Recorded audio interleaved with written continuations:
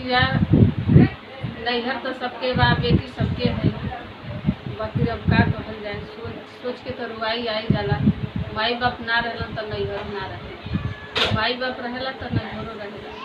तो कमेंट में बताई लोग कि गाना कैसा लागल हो, और सब्सक्राइब जरूर कर दो जाए के हमारे चैनल पे भक्ति भोजपुरिया पे। आप लोग चैनल पर सब्सक्राइब करो और कमेंट बॉक्स में बताइए देखिए गाना के माध्यम से बेटी का जिंदगी का बोले। सब माई बनेला, सब बेटी है, बेटी की जिंदगी का बोले। एक बार आप लोग कमेंट में जरूर बताइए कि गाना कैसा लगा।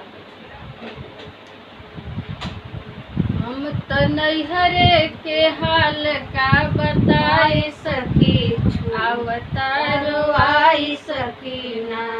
हम तो नैहरे के हाल का बताई सकी, आवतारवाई सकीना।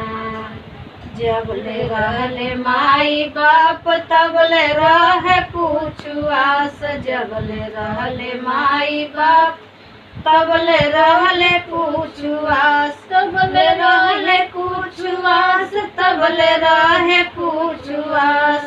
माई के मरते पे नैहर भपराई सकी, छूटला रोआई सकी।